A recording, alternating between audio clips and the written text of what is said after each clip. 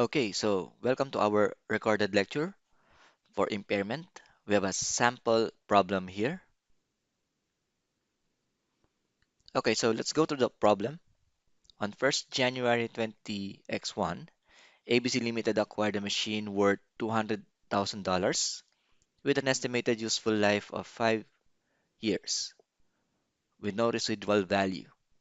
The depreciation is spread evenly through the years.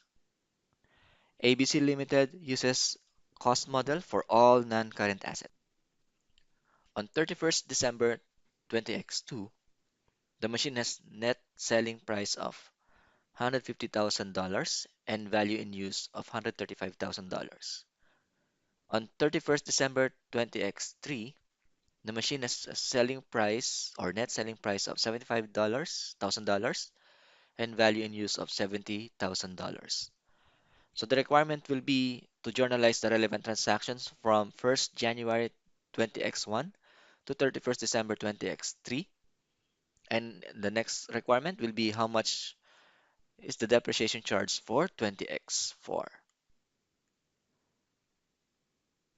Okay, so the first journal entry that will be of course acquiring the machine, debit machine and credit cash. The second transaction that we will record here or we will present here will be the depreciation charge. So the depreciation will be 40,000.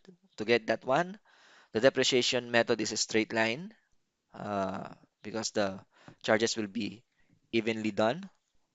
So 200,000 divide 5 years, we have $40,000 per year. It will be the same on the 31st December 20x2. Okay, so we have a note here. We tested for impairment because we had been presented with net selling price and value in use.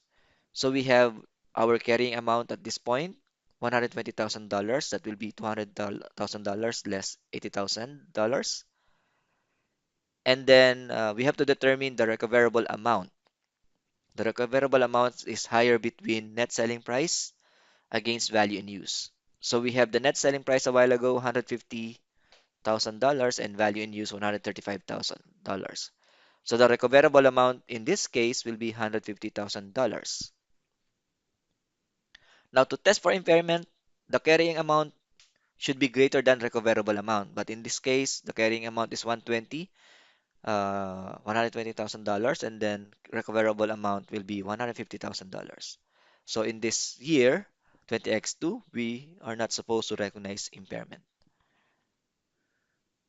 When we go to 20x3, okay, 31st December, same depreciation, but now we have to test for impairment. The carrying amount at this point before impairment will be $80,000. Okay, and then our net selling price, it was given a while ago, $75,000 and value in use $70,000. So again, the recoverable amount should be higher between net selling price against value in use. So in this case, the higher value will be $75,000. That is the net selling price. Then to test for impairment, carrying amount is $80,000, which is greater than $75,000. So we have to recognize impairment loss of 5,000, the difference between carrying amount against recoverable amount.